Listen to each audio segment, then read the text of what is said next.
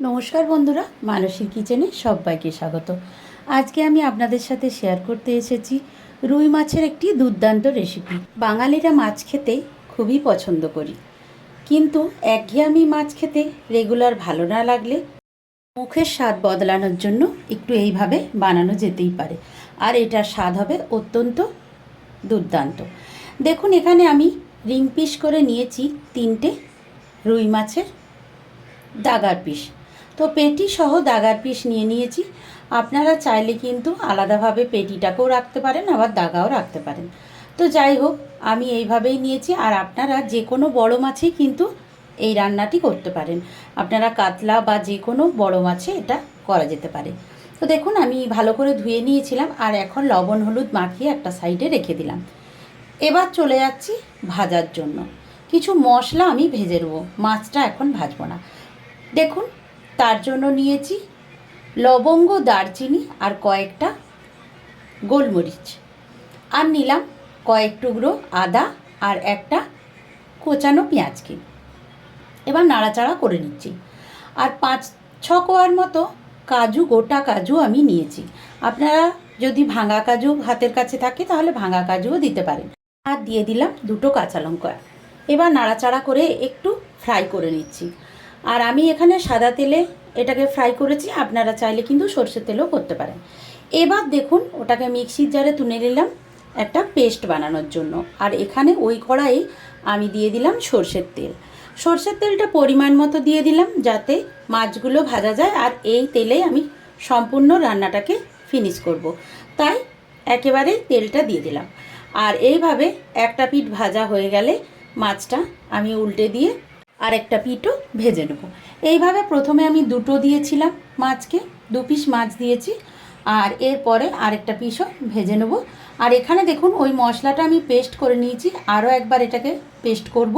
তার আগে দিয়ে দিচ্ছি 2 চামচের মতো টক দই আর 1 চামচ জিরের গুঁড়ো। তারপর একসঙ্গে মশলার সঙ্গে আরও একবার এটাকে ঘুরিয়ে নিলাম। এখানে আরেকটা কথা বলে রাখি, আর দেখুন আমার মাছ দুটোকে কিন্তু ভাজা হয়ে গেছে, আরেকটা ছিল সেটাকেও দিয়ে দিলাম। এখানে বলে রাখি যে মশলার সাথে যদি দইটাকে ফেটানো যায় বা মশলার সাথে মিক্সিতে ঘুরিয়ে নেওয়া যায়, তাহলে কিন্তু তেলে দেওয়ার সঙ্গে সঙ্গে দইটা ফেটে যাবে না, খুব সুন্দরভাবে রান্নাটা তৈরি হবে। আর দেখুন, মাছটাকে ভেজে তুলে রাখার পরে আমি একটু জিরে আর শুকনো লঙ্কা আর তেজপাতা দিয়ে দিলাম। ওই ফোড়নটা থেকে সুগন্ধ আসতে শুরু করলে আমি যে মশলাটা বানিয়ে রেখেছিলাম সেটাকে দিয়ে এখন গ্যাসের ফ্লেমটাকে একটু কমিয়ে নিলাম, যেহেতু টক দই আছে। তবে না কমালেও কিন্তু এখানে দইটা ফাটবে না, কারণ আমি মিক্সিতে আগে এটাকে ঘুরিয়ে নিয়েছি। এইভাবে মশলার সাথে যদি মিক্সিতে দইটাকেও ঘুরিয়ে নেওয়া যায় একটুখানি, তাহলে কিন্তু কোনো রকম ফাটার চান্স থাকে না। আর দেখুন, এটা ফুটতে শুরু করেছে, গ্যাসের ফ্লেমটাকে হাই করে দিয়েছি আমি। আর একটা টমেটো দিলাম এতে। আপনারা না চাইলে কিন্তু টমেটোটাকে স্কিপ করতে পারেন, কারণ টমেটোটা না দিলেও হয়, তবে সুন্দর একটা কালার আসবে, সেই জন্য আমি দিয়েছি। আর আপনাদের যদি মনে হয় টক দই দেওয়া হয়েছে, এখানে টকের ভাগটা বেশি হয়ে যাবে, তাহলে স্কিপ করতে পারেন। তো দেখুন, এখানে টমেটোটা দিয়ে আমি নাড়াচাড়া করে নিচ্ছি কিছুক্ষণ। আর মশলাটা থেকে তেল ছেড়ে এসেছে, দেখেই বোঝা যাচ্ছে। এখন দিয়ে দিচ্ছি পরিমাণ মতো একটু লবণ। লবণটা দেওয়ার পরে আমি আবারও ভালো করে মিশিয়ে নেব। আর কালারের জন্য দেব আমি red chili powder, Kashmiri red chili powder এখানে আমি ব্যবহার করেছি। ঝালের জন্য কাঁচা লঙ্কা ব্যবহার করেছি আমি, আর শুকনো লঙ্কাও একটা দেওয়া আছে ফোড়ন হিসেবে। তো তাই জন্য আমি আর ঝাল লঙ্কার গুঁড়ো দিইনি। এই রেড চিলি পাউডারটা দিলে, কাশ্মীরি রেড চিলি পাউডার দিলে খুব সুন্দর একটা কালার আসবে। আর এখানে টমেটোও দেওয়া হয়েছে, তো সুন্দর একটা কালার আসবে। আলাদা করে আমি হলুদের ব্যবহার আর করব না। দেখুন, এইভাবে কথা বলতে বলতে ভালোভাবে মশলাটাকে মেশানো হয়ে গেছে, আর টমেটোগুলো গলে গেছে, দেখেই বোঝা যাচ্ছে সম্পূর্ণ মিশে গেছে রান্নার সাথে টমেটোগুলো। আর এখন দিয়ে দিলাম পরিমাণ মতো জল।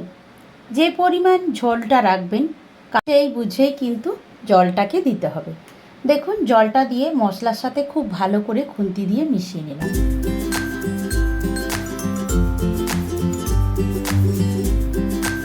এবার একটা একটা করে মাছগুলো দিয়ে দেওয়ার আগে আমি একটু দিয়ে দিলাম সামান্য চিনি, যাতে টেস্টের ব্যালেন্সটা ঠিক থাকে, তাই জন্য একটু চিনি দিয়ে দিলাম।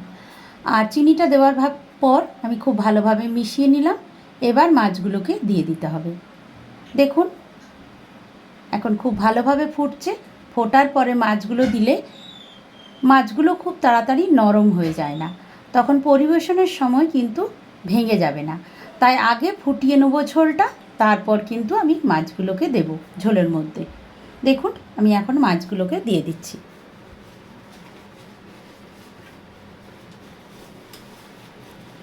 এবার এটাকে কিছুক্ষণ ফুটতে দেব।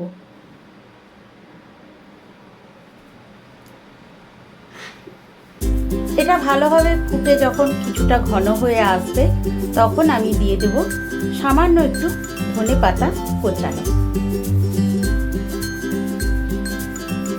দেখুন ঝোলটা কিন্তু অনেকটাই ঘন হয়ে এসেছে। আর এর থেকে বেশি ঘন করব না, যেহেতু এটা ভাতের সঙ্গে খাওয়া হবে, তাই এইটুকু ঝোল কিন্তু রাখলে ভাত দিয়ে মেখে খেতে ভালোই লাগে।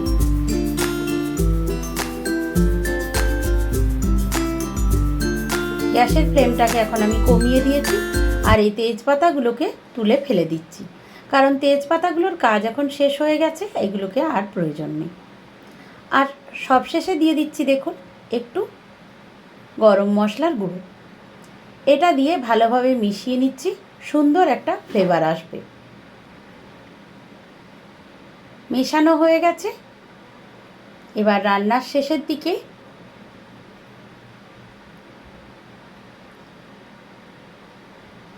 এবার দিয়ে দেবো কুচিয়ে রাখা, আগে থেকে ধুয়ে রাখা ধনেপাতা। সামান্য একটু ধনেপাতা দিলাম, খুব বেশি দিলাম না, যাতে সুন্দর একটা গন্ধ পাওয়া যায়, খেতেও ভালো লাগে। আর ভালোভাবে মিশিয়ে নেওয়ার পরে দেখুন ঝোলটা অনেকটাই ঘন হয়ে গেছে। এখন এটাকে নামিয়ে নেব। গ্যাসের ফ্লেমটা একেবারে বন্ধ করে দিচ্ছি, আর প্লেটে কিন্তু নামিয়ে নেওয়ার জন্য আমি প্লেট রেডি করে ফেলেছি। এখন আমি এটাকে পরিবেশন করে দেখাচ্ছি। তো আপনাদের কি এই রান্নাটা আমার ভালো লেগেছে? যদি ভালো লেগে থাকে তাহলে অবশ্যই একটা কমেন্ট করে জানাবেন। আপনারাও যদি এরকম ধরনের রান্না মাঝে মধ্যে বানিয়ে খান, একঘেয়েমি মাছের ঝোল বা মাছের ঝাল খেতে ইচ্ছে না করলে একটু শাহিভাবে বানিয়ে যদি ভাতের সঙ্গে বা পোলাওয়ের সঙ্গে বা যে কোনো রাইসের সঙ্গে খান, তাহলে কিন্তু খেতে মন্দ লাগে না। আর যে কোনো বড় মাছ দিয়ে এই রান্নাটি খুব সহজেই তৈরি হয়ে যাবে। এই সামান্য কয়েকটা উপকরণ বাড়িতে থাকলেই কিন্তু এই ধরনের রেসিপি সহজেই বানানো যাবে, আর মুখের স্বাদও বদলানো যাবে। তাহলে এই পর্যন্তই, টাটা।